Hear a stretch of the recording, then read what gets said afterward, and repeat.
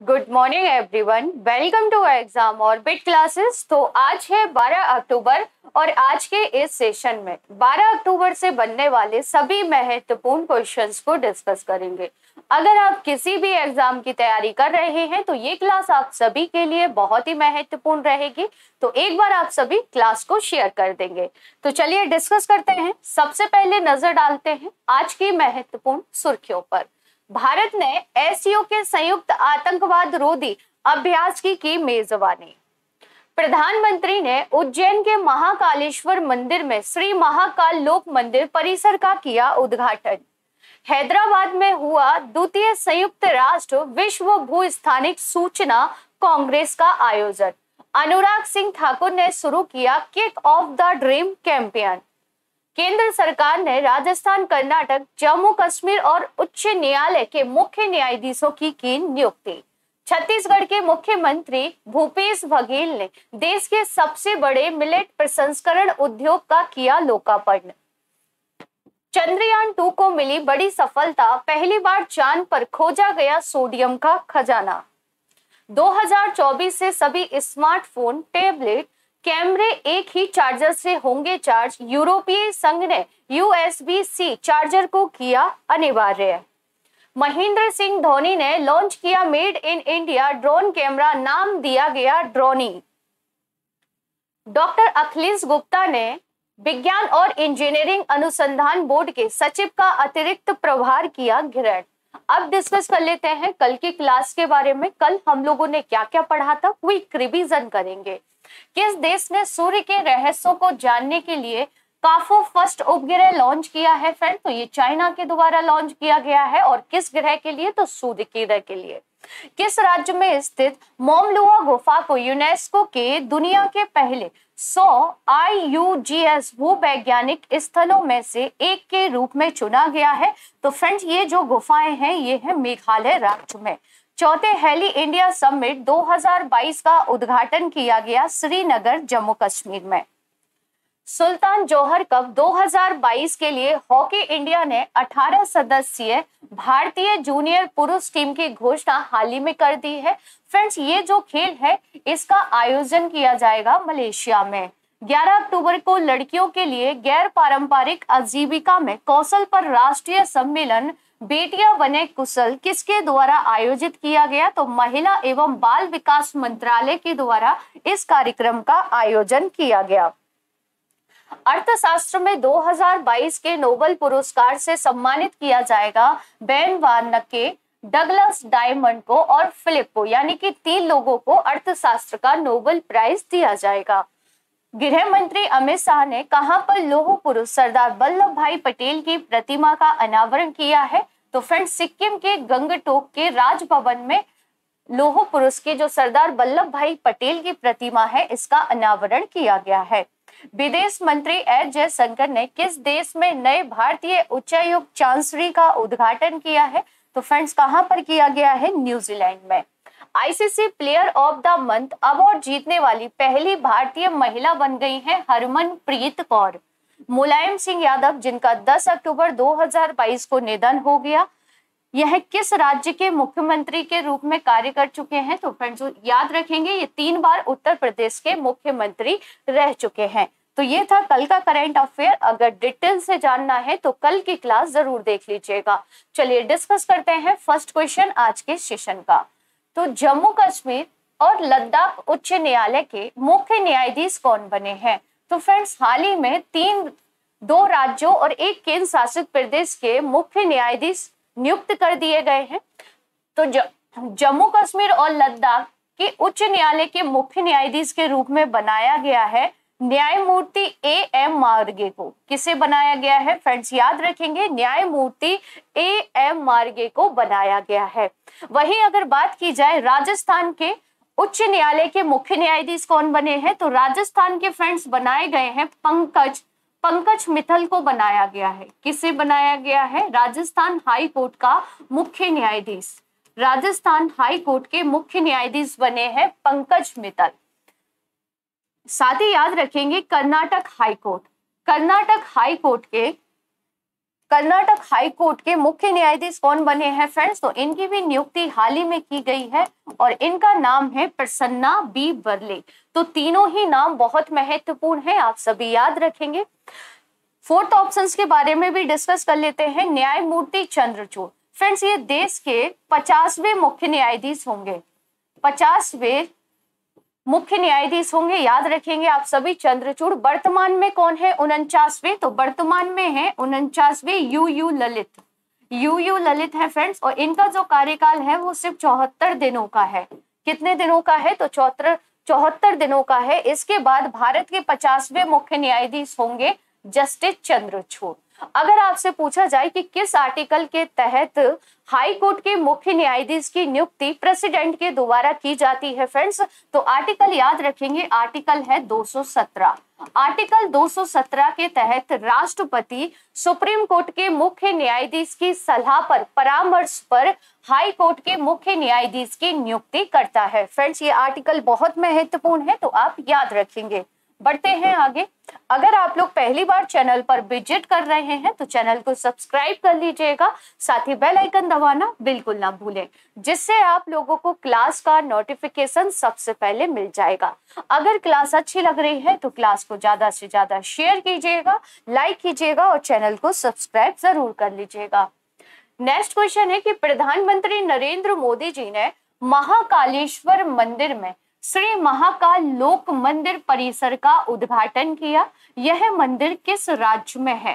Friends ये जो मंदिर का परिसर बनाया गया है, ये जो उत्तर प्रदेश में काशी विश्वनाथ कॉरिडोर है, उसी को ध्यान में रखकर यहाँ पर भी महाकालेश्वर मंदिर का कॉरिडोर बनाया गया है, जिसका उद्घाटन प्रधानमंत्री नरेंद्र मोदी जी ने किया है। फ्रेंड्स महाकालेश्वर मंदिर कहाँ पर है? तो ये है मध्य प्रदेश राज्य में। फ्रेंड्स कौन सी नदी के किनारे है? तो नदी याद रखेंगे क्षिप्रा नदी। कौन सी नदी है फ्रेंड्स? तो क्षिप्रा नदी है। और महाकालेश्वर मंदिर मध्य प्रदेश के किस जिले में है? तो याद रखेंगे आप सभी उज्जैन।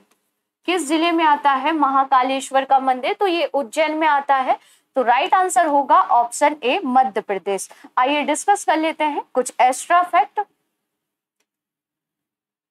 बृहदीश्वर मंदिर या राजराजेश्वर मंदिर, फ्रेंड्स ये कहां पर है? तो ये है तमिलनाडु में। याद रखेंगे कहां पर है? तमिलनाडु में है। आइए पिक में देखते हैं इस मंदिर के बारे में। तो ये है बृहदीश्वर, जिसे राजराजेश्वर मंदिर के नाम से भी जानते हैं। और फ्रेंड्स इस मंदिर का निर्माण किसने करवाया था? अगर आपसे पूछा जाए बृहदीश्वर मंदिर का निर्माण किसने करवाया था, तो चोल राजा राजराज प्रथम के द्वारा करवाया गया था। राजराज प्रथम के द्वारा करवाया गया था बृहदीश्वर मंदिर या राजराजेश्वर मंदिर, जो कि तंजौर तमिलनाडु में है। सेकंड मंदिर है फ्रेंड्स रामप्पा मंदिर। ये कौन सा मंदिर है फ्रेंड्स? तो ये है रामप्पा मंदिर, जो कि कहां पर है? तेलंगाना में। कहां पर है फ्रेंड्स? याद रखेंगे तेलंगाना में है। और इस मंदिर का जो निर्माण करवाया गया था वो काकतीय वंश के द्वारा करवाया गया था। किसके द्वारा? काकतीय वंशजों के द्वारा इसका निर्माण करवाया गया था और ये तेलंगाना राज्य में है। साथ ही याद रखेंगे कि हाल ही में इसे यूनेस्को की विश्व धरोहर सूची में शामिल किया गया है। यानी कि जो तेलंगाना में रामप्पा मंदिर है ये यूनेस्को में शामिल है। ये पॉइंट भी आप सभी को याद रखना है। बढ़ते हैं आगे। ये एक और मंदिर आपको देखने को मिलेगा जो कि चट्टानों को काटकर बनाया गया है। तो फ्रेंड्स ये जो मंदिर है ये है कैलाश मंदिर। कौन सा मंदिर है? तो कैलाश मंदिर है फ्रेंड्स। और ये कहां पर है? तो महाराष्ट्र में है। ये बहुत ही प्रसिद्ध मंदिर है क्योंकि फ्रेंड्स रॉक कट करके इसको बनाया गया है, यानी कि चट्टानों को काट कर इस मंदिर का निर्माण किया गया है। और ये मंदिर किसने बनाया है फ्रेंड्स? तो इस मंदिर का निर्माण करवाया गया था कृष्ण प्रथम के द्वारा। किसके द्वारा? तो कृष्ण प्रथम के द्वारा इस मंदिर का निर्माण करवाया गया था। तो ये तीन मंदिर बहुत महत्वपूर्ण है, आप सभी याद रखेंगे। अब डिस्कस कर लेते हैं मध्य प्रदेश राज्य के बारे में बेसिक इंफॉर्मेशन। तो मैप में आप सभी देख पा रहे होंगे फ्रेंड्स, ये है मध्य प्रदेश। मध्य प्रदेश की जो राजधानी है वो है भोपाल। मध्य प्रदेश की राजधानी याद रखेंगे भोपाल है। अभी हम डिस्कस कर रहे थे उज्जैन के बारे में। तो फ्रेंड्स यहाँ पर आपको देखने को मिलेगा उज्जैन, जहां पर महाकालेश्वर मंदिर है। सेकेंड पॉइंट नीचे याद रखेंगे यहाँ पर खंडवा। फ्रेंड्स खंडवा के बारे में याद रखना है आप सभी को, एशिया का सबसे बड़ा जो सोलर प्लांट है, जो सोलर प्लांट है फ्रेंड्स, ये कहाँ पर बनाया जा रहा है, तो ये खंडवा में बनाया जा रहा है। और खंडवा किस नदी के किनारे है, तो ये है नर्मदा नदी। कौन सी नदी है फ्रेंड्स, तो नर्मदा नदी है। नर्मदा नदी याद रखेंगे, नर्मदा नदी का जो उद्गम है वो अमरकंटक की पहाड़ियों से होता है और ये अमरकंटक की पहाड़ियों से होते हुए खंबात की खाड़ी में अपना जल गिराती है। कहां पर गिराती है फ्रेंड्स, तो खंबात की खाड़ी में ये अपना जल गिराती है। अमरकंटक से 3 नदियां निकलती हैं, एक नर्मदा, सोन और जोहिला। तो यहाँ तक आप सभी को क्लियर होगा। यहीं पर आपको सतपुड़ा देखने को मिलेगी फ्रेंड। सतपुड़ा की जो सबसे ऊंची चोटी है ना वो है धूपगढ़। सतपुड़ा की सबसे ऊंची चोटी अगर आपसे पूछा जाए तो धूपगढ़ है। सतपुड़ा की रानी किसे कहा जाता है, तो सतपुड़ा की रानी कहा जाता है पचमढ़ी को। किसे कहा जाता है फ्रेंड्स, तो पचमढ़ी को कहा जाता है। और पचमढ़ी भी कहां पर है, तो ये भी मध्य प्रदेश में है। साथ ही मध्य प्रदेश में एक प्रमुख स्थल है जिसके बारे में याद रखेंगे, पन्ना। पन्ना जो कि विश्व भारत में हीरो के लिए काफी प्रसिद्ध है। आगे डिस्कस करेंगे। वर्तमान में मध्य प्रदेश के जो मुख्यमंत्री हैं वो शिवराज सिंह चौहान हैं। राज्यपाल मंगू भाई छगन भाई पटेल हैं। विधानसभा सीटों की संख्या 230 है। राज्यसभा सीटें 11 हैं और लोकसभा सीटों की संख्या मध्य प्रदेश में है 29। तो ये मध्य प्रदेश के बारे में बेसिक इंफॉर्मेशन थी जिसके बारे में आप सभी को याद रखना है। नेक्स्ट क्वेश्चन देखते हैं कि किस राज्य में देश के सबसे बड़े मिलेट प्रसंस्करण उद्योग का लोकार्पण किया गया है। फ्रेंड्स मिलेट यानी कि जो मोटे अनाज होते हैं ना, जैसे रागी वगैरह, इनसे रिलेटेड एक उद्योग लगाया गया है। कहां पर, छत्तीसगढ़ में। कहां पर इसका उद्घाटन किया गया है, तो छत्तीसगढ़ में इसका उद्घाटन किया गया है फ्रेंड्स। याद रखेंगे छत्तीसगढ़ में। और यहाँ पर क्या बनाया जाएगा, तो कोदो कुटकी रागी से, जैसे बिस्किट हैं, ओट्स हैं, ये इस प्रकार के मोटे अनाजों से पदार्थ तैयार किए जाएंगे। यहाँ पर 7 नई मशीनें लगाई गई हैं फ्रेंड्स। कहां पर, तो छत्तीसगढ़ के कांकेर जिला में। कांकेर जिला के नथिया नवा गांव में ये प्रसंस्करण स्थापित किया गया है, जिसका उद्घाटन छत्तीसगढ़ के मुख्यमंत्री जो कि वर्तमान में है भूपेश बघेल, इनके द्वारा उद्घाटन किया गया है। आगे डिस्कस कर लेते हैं कुछ एक्स्ट्रा जानकारी। देश की पहली medical city Indrayani medi city कहाँ स्थापित किए जाने की घोषणा की गई है, तो फ्रेंड्स ये बनाई जाएगी पुणे में। कहां पर बनाई जाएगी, पुणे में। देश में पहला चाइल्ड बजट पेश करने वाला राज्य कौन सा है फ्रेंड्स, तो चाइल्ड बजट जो पेश किया गया था, ये पेश किया गया था मध्य प्रदेश सरकार के द्वारा। देश के पहले digital water data bank aquarium की शुरुआत कहां पर हुई है फ्रेंड्स, तो ये हुई है कर्नाटक में। याद रखेंगे कहां पर की गई है, तो कर्नाटक में की गई है। भारत की पहली पेपरलेस विधानसभा, तो फ्रेंड्स भारत की पहली पेपरलेस विधानसभा बन गई है नागालैंड। कौन सी विधानसभा बन गई है फ्रेंड्स, तो उत्तर याद रखेंगे नागालैंड। बढ़ते हैं आगे। छत्तीसगढ़ राज्य में मिलेट के उत्पाद प्रसंस्करण एवं उपयोग को बढ़ावा देने के लिए 2021 में मिलेट मिशन प्रारंभ किया गया था। कब इसकी शुरुआत हुई थी, तो 2021 में इसकी शुरुआत की गई थी। फ्रेंड्स संयुक्त राष्ट्र द्वारा मोटे अनाजों का जो वर्ष है, संयुक्त राष्ट्र द्वारा मोटे अनाजों का जो वर्ष है वो 2023 घोषित किया गया है। ये पॉइंट भी आप सभी याद रखेंगे। छत्तीसगढ़ के मुख्यमंत्री भूपेश बघेल ने राज्य ओलंपिक का उद्घाटन किया। यह कार्यक्रम कब तक आयोजित किया जाएगा फ्रेंड्स, तो ये कार्यक्रम का जो आयोजन है ये होगा 6 जनवरी 2023 तक। नेक्स्ट क्वेश्चन है कि चंद्रयान-2 मिशन ने पहली बार चंद्रमा पर प्रचुर मात्रा में सोडियम की मैपिंग की है। चंद्रयान-2 मिशन कब लॉन्च किया गया था, तो फ्रेंड्स चंद्रयान-2 मिशन जो है ना ये भारत द्वारा कब लॉन्च किया गया था, तो 2019 में इसकी लॉन्चिंग की गई थी। तो राइट आंसर होगा ऑप्शन बी, जुलाई 2019 में इस मिशन को लॉन्च किया गया था। अब डिस्कस कर लेते हैं कुछ एक्स्ट्रा फैक्ट, जैसे कि चंद्रयान फर्स्ट मिशन कब लॉन्च किया गया था फ्रेंड्स भारत के द्वारा इसे, तो इसे लॉन्च किया गया था 2008 में। किस रॉकेट के थ्रू इसे लॉन्च किया गया था, ये भी एग्जाम में पूछ लिया जाता है। तो PSLV-11 कहां से इसकी लॉन्चिंग हुई थी? तो श्री हरिकोटा के सतीश धवन अंतरिक्ष केंद्र से इसे लॉन्च किया गया था। कब? 2008 में। दूसरा, चंद्रयान 2 श्री हरिकोटा से कब लॉन्च किया गया? 2019 में इसकी लॉन्चिंग हुई थी। और किस रॉकेट से इसे लॉन्च किया गया था? तो रॉकेट का नाम याद रखेंगे, GSLV M1 द्वारा इसे लॉन्च किया गया था। फ्रेंड, चंद्रयान 2 से 2 पॉइंट आप सभी को याद रखना है। ऑर्बिटर लैंडर जिसे कहा गया था विक्रम, और रोवर जिसे कहा गया था प्रज्ञान, जो कि चंद्रयान 2 में शामिल थे। दोनों ही नाम बहुत महत्वपूर्ण है, आप सभी याद रखेंगे। थर्ड पॉइंट याद रखेंगे कि मंगलयान 2013, मंगलयान भारत ने कब लॉन्च किया था फ्रेंड्स? तो 2013 में लॉन्च किया गया था। कहां से इसकी लॉन्चिंग हुई थी? तो आंध्र प्रदेश के श्री हरिकोटा स्थित सतीश धवन अंतरिक्ष केंद्र से मंगलयान भारत द्वारा 2013 में लॉन्च किया गया था। अब 2 मिशन है फ्रेंड जिनके बारे में आप सभी को याद रखना है। पहला मिशन याद रखेंगे गगनयान। गगनयान जो कि भारत का मानव मिशन है, इसे भारत द्वारा यानी कि इसरो द्वारा लॉन्च किया जाएगा 2023 में।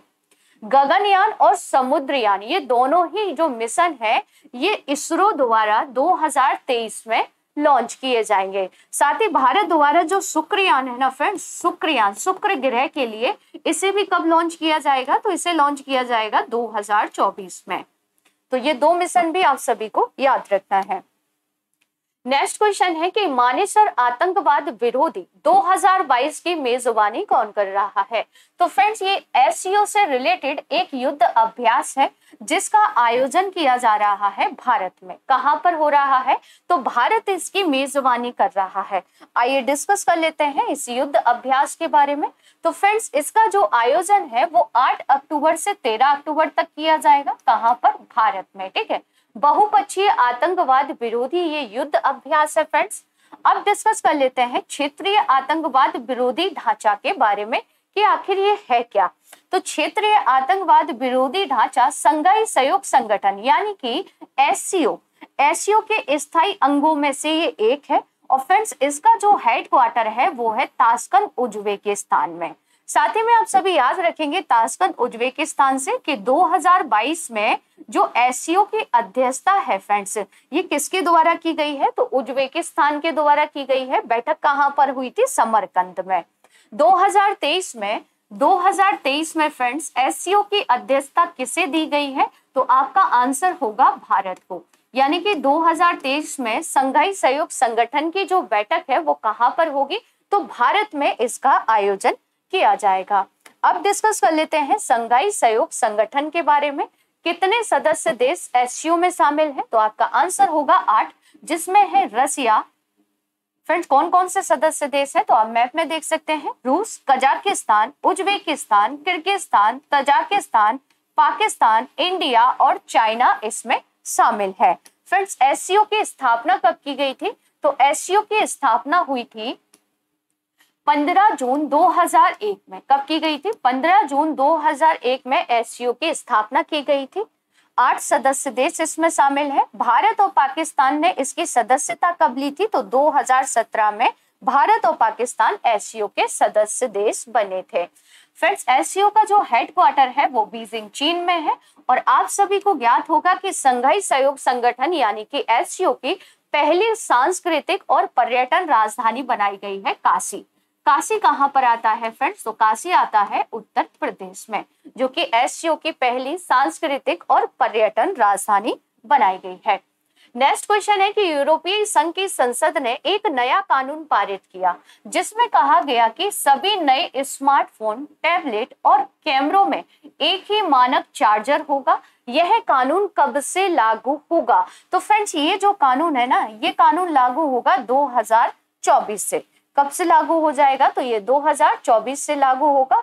फ्रेंड्स, इससे क्या होगा? तो इससे फायदा होगा जो यूरोपीय सरकार है इसके द्वारा कहा गया है कि 200 मिलियन यूरो की बचत होगी। साथ ही इलेक्ट्रॉनिक कचरे की भी कमी आएगी क्योंकि सभी में एक ही चार्जर यूज होगा। नेक्स्ट क्वेश्चन है, द्वितीय संयुक्त राष्ट्र विश्व भूस्थानिक सूचना कांग्रेस का आयोजन कहाँ किया जा रहा है? फ्रेंड्स, ये किससे रिलेटेड है? तो भूस्थानिक से रिलेटेड है और इसका जो आयोजन है वो हैदराबाद में किया जा रहा है। कहां पर किया जा रहा है? तो हैदराबाद में इसका आयोजन हो रहा है, जो कि 10 अक्टूबर से 14 अक्टूबर तक होगा। और फ्रेंड्स, ये भारत सरकार द्वारा विज्ञान और प्रौद्योगिकी मंत्रालय के माध्यम से आयोजित किया जा रहा है। कांग्रेस का इस बार का विषय क्या है? तो वैश्विक गांव को भू सक्षम बनाना, कोई भी पीछे नहीं रहना चाहिए, ये इस बार का विषय है इसका। अब डिस्कस कर लेते हैं कि भू स्थानिक प्रौद्योगिकी क्या है।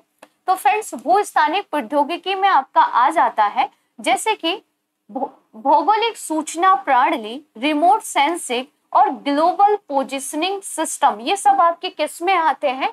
तो ये सब आते हैं भू स्थानिक प्रौद्योगिकी में। तो ये बेसिक इंफॉर्मेशन है जिसके बारे में आप सभी याद रखेंगे। आगे डिस्कस कर लेते हैं संयुक्त राष्ट्र विश्व भू स्थानिक सूचना कांग्रेस के बारे में। फ्रेंड्स, इसका उद्देश्य क्या है? तो भू स्थानिक सूचना प्रबंधन और क्षमताओं में सदस्य राज्यों और प्रासंगिक हितधारकों के बीच अंतरराष्ट्रीय सहयोग को बढ़ावा देना है।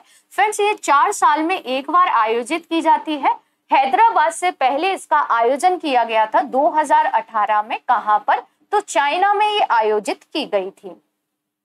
नेक्स्ट क्वेश्चन है कि भारत में निर्मित ड्रोनी का निर्माण किस कंपनी द्वारा किया जा रहा है? फ्रेंड्स, ये जो ड्रोनी बनाया गया है ये स्वदेशी है फ्रेंड्स, याद रखेंगे। और कृषि और निगरानी के लिए इसे तैयार किया गया है, कृषि क्षेत्र और निगरानी के लिए इसे तैयार किया गया है। और ये जो बनाया जा रहा है ना, ये बनाया जा रहा है गरुड़ एरोस्पेस के द्वारा। फ्रेंड्स, इसका जो उद्घाटन है वो क्रिकेट कप्तान, पूर्व कप्तान रहे महेंद्र सिंह धोनी के द्वारा किया गया है, इसलिए इसका नाम क्या रखा गया है फ्रेंड्स? तो ड्रोनी रखा गया है। क्या नाम रखा गया है इसका? तो ड्रोनी इसका नाम रखा गया है। नेक्स्ट क्वेश्चन है कि kick off the dream campaign किसने शुरू किया है? तो friends, kick off the dream campaign जो है ना, ये अंडर 17 जो फीफा महिला विश्व कप होने जा रहा है ना भारत में, शुरू हो चुका है 11 तारीख से। इसी से रिलेटेड है ये आपका कैंपेन, जिसकी शुरुआत की गई है खेल मंत्री अनुराग ठाकुर जी के द्वारा। किसके द्वारा? तो अनुराग ठाकुर ने इस कैंपेन की शुरुआत की है। फुटबॉल टीम में जो महिलाएं हैं उन्हें समर्थन देने के लिए इस कैंपेन को लॉन्च किया गया है। फ्रेंड्स, अंडर 17 महिला विश्व कप 11 अक्टूबर से भुवनेश्वर, गोवा, नवी मुंबई में आयोजित किया जाएगा। याद रखेंगे आप सभी, अंडर 17 महिला विश्व कप शुरू हो चुका है। ठीक है फ्रेंड्स, पहली बार इससे पहले चैंपियन कौन रहा था? तो गत वर्ष चैंपियन रहा था स्पेन, जिसने मैक्सिको में हराकर किसे जीतकर? उरुग्वे को 2018 का यह खिताब अपने नाम किया था इस टूर्नामेंट का। और जो ये भारत में हो रहा है ये 7वां संस्करण है, ये आप सभी याद रखेंगे। अगला क्वेश्चन है कि विज्ञान और इंजीनियरिंग अनुसंधान बोर्ड का सचिव किसे नियुक्त किया गया है? तो विज्ञान और इंजीनियरिंग अनुसंधान बोर्ड का अतिरिक्त प्रभार दिया गया है डॉक्टर अखिलेश गुप्ता को। किसे दिया गया है फ्रेंड्स? तो याद रखेंगे, डॉक्टर अखिलेश गुप्ता को दिया गया है। अब डिस्कस कर लेते हैं टॉप 10 स्टैटिक जीके क्वेश्चन।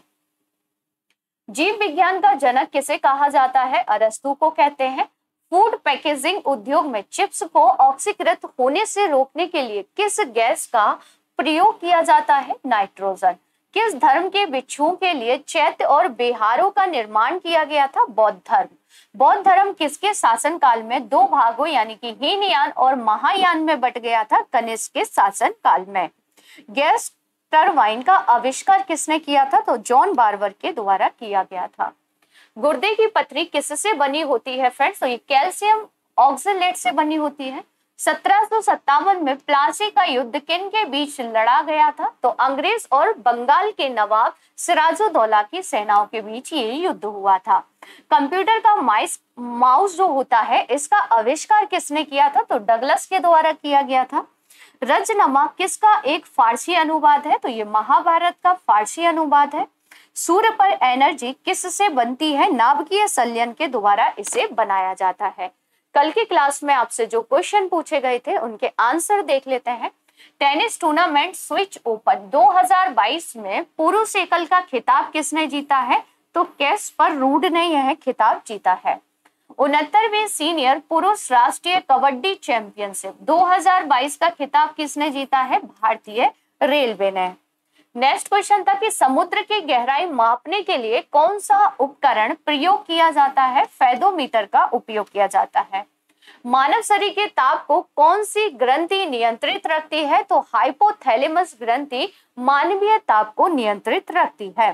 अब आप लोगों के लिए कुछ क्वेश्चन हैं जिनके आंसर आप सभी को देने हैं कमेंट्स बॉक्स में। पहला क्वेश्चन है कि भारत का पहला नाइट सफारी और जैव विविधता पार्क कहां पर बनाया जाएगा? अगला क्वेश्चन है कि होमी भाभा कैंसर हॉस्पिटल एवं रिसर्च सेंटर का उद्घाटन किसने किया है? अगला क्वेश्चन है कि किस भारतीय राज्य में सामाजिक त्योहार छापर मेले आयोजित किया जाता है? नेक्स्ट एंड लास्ट क्वेश्चन है निम्नलिखित संगठनों में से किसने शुद्धि आंदोलन का समर्थन किया? तो फ्रेंड्स, इन सभी के आंसर आप सभी को देने हैं कमेंट्स बॉक्स में। आज की ये क्लास आप सभी को कैसी लगी कमेंट्स बॉक्स में जरूर बताइएगा।